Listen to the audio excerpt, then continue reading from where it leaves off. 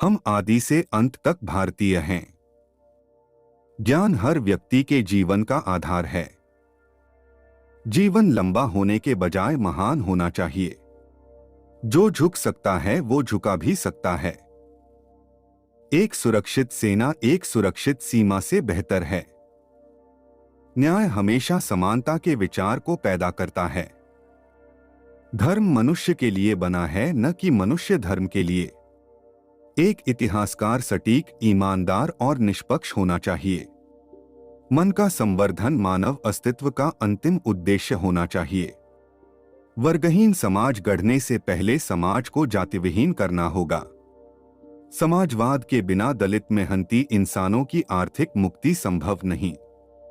उदासीनता सबसे खतरनाक बीमारी है जो लोगों को प्रभावित कर सकती है। संविधान केवल वकीलों का दस्तावेज नहीं है, बल्कि यह जीवन जीने का एक माध्यम है।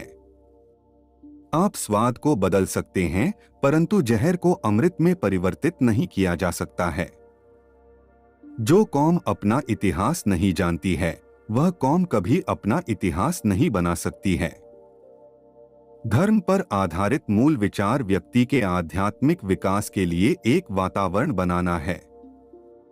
इतिहास गवाह है, जब नैतिकता और अर्थशास्त्र के बीच संघर्ष हुआ है, वहां जीत हमेशा अर्थशास्त्र की होती है।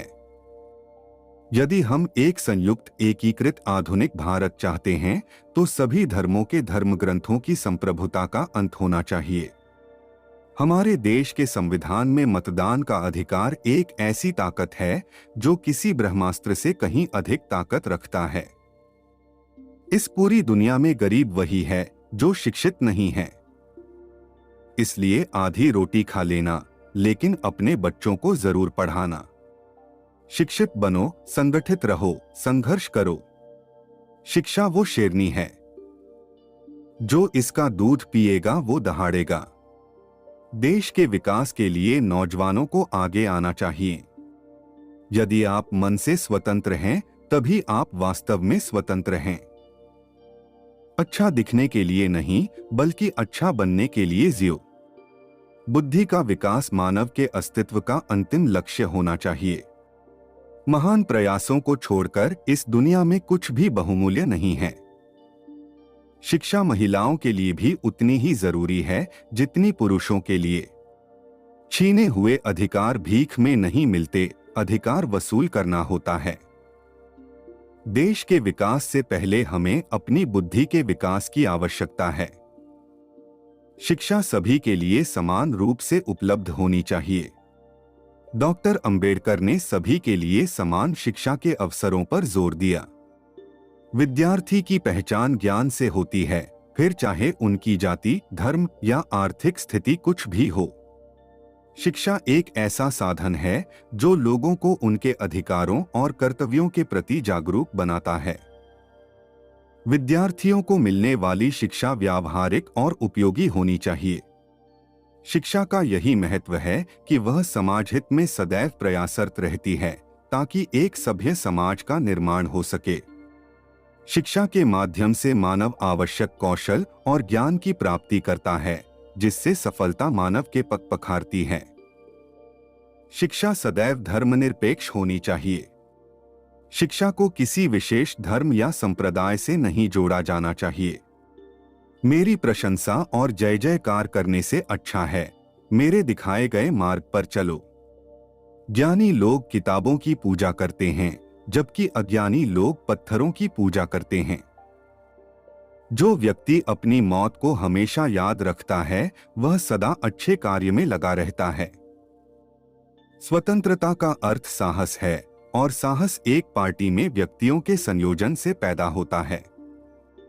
मैं एक समुदाय की प्रगति को उस प्रगति की डिग्री से मापता हूं जो महिलाओं ने हासिल की है। संवैधानिक स्वतंत्रता का कोई अर्थ नहीं है जब तक आप सामाजिक स्वतंत्रता प्राप्त नहीं कर लेते।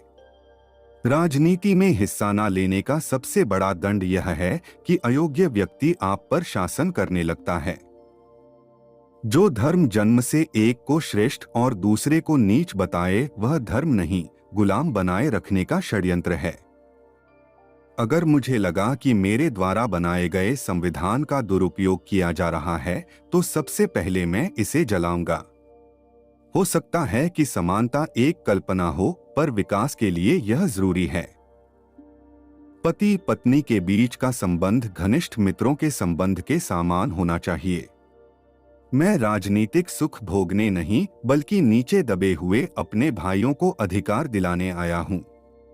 कानून और व्यवस्था राजनीतिक शरीर की दवा है। जब राजनीतिक शरीर बीमार पड़े तो दवा जरूर दी जानी चाहिए। भाग्य से ज्यादा अपने आप पर विश्वास करो।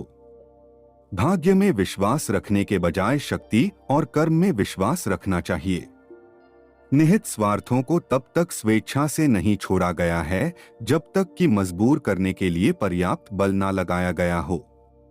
एक महान व्यक्ति एक प्रख्यात व्यक्ति से एक ही बिंदु पर भिन्न है कि महान व्यक्ति समाज का सेवक बनने के लिए तत्पर रहता है। मंदिर जाने वाले लोगों की लंबी कतारें जिस दिन पुस्तकालय की ओर बढ़ेंगी, उस दिन मेरे इस देश को महाशक्ति बनने से कोई रोक नहीं सकता है। मैं बहुत मुश्किल से इस कारवां को इस स्थिति तक लाया हूं। यदि मेरे लोग, मेरे सेनापति इस कारवां को आगे नहीं ले जा सकें, तो पीछे भी मत जाने देना। एक विचार को प्रसार की उतनी ही आवश्यकता होती है जितना कि एक पौधे को पानी की आवश्यकता होती है। नहीं तो दोनों मुरझाएंगे और मर जाएं। राष्ट्रवाद तभी औचित्य ग्रहण कर सकता है जब लोगों के बीच जाति, नस्ल या रंग का अंतर भुलाकर उनमें सामाजिक भ्रातृत्व को सर्वोच्च स्थान दिया जाए। यदि हमें अपने पैरों पर खड़े होना है, अपने अधिकार के लिए लड़ना है, तो अपनी ताकत और बल को पहचानो, क्योंकि शक्ति और प्रतिष्ठा संघर्ष से ही मिलती है। कुछ लोग सोचते हैं कि धर्म समाज के लिए आवश्यक नहीं है। मैं यह दृष्टिकोण नहीं रखता।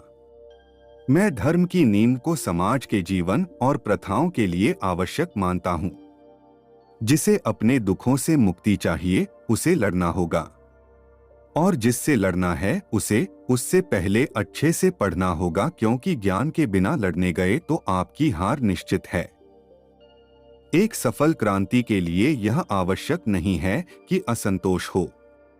जो आवश्यक है वह है न्याय, आवश्यकता, राजनीतिक और सामाजिक अधिकारों के महत्व पर गहन विश्वास। अन्याय से लड़ते हुए आपकी मौत हो जाती है तो आपकी आने वाली पीढ़ियां उसका बदला जरूर लेंगी। अगर अन्याय सहते हुए आपकी मौत हो जाती है तो आपकी आने वाली पीढ़ियां भी गुलाम बनी रहेंगी। समाज को श्रेणी विहीन और वर्ण विहीन करना होगा, क्योंकि श्रेणी ने इंसान को दरिद्र और वर्ण ने इंसान को दलित बना दिया। जिनके पास कुछ भी नहीं है वे लोग दरिद्र माने गए, और जो लोग कुछ भी नहीं है वे दलित समझे जाते हैं। राजनीतिक अत्याचार सामाजिक अत्याचार की तुलना में कुछ भी नहीं है। समाज को बदनाम करने वाले सुधारक सरकार को नकारने वाले राजनेता की तुलना में अधिक अच्छे व्यक्ति हैं। हमें जो स्वतंत्रता मिली है उसके लिए हम क्या कर रहे हैं? यह स्वतंत्रता हमें अपनी सामाजिक व्यवस्था को सुधारने के लिए मिली है, जो असमानता, भेदभाव और अन्य चीजों से भरी हुई है, जो हमारे मौलिक अधिकारों के साथ संघर्ष करती है। समाज में अनपढ़ लोग हैं, ये हमारे समाज की समस्या नहीं है। लेकिन जब समाज के पढ़े लिखे लोग भी गलत बातों का समर्थन करने लगते हैं और गलत को सही दिखाने के लिए अपने बुद्धि का उपयोग करते हैं, यही हमारे समाज की समस्या है।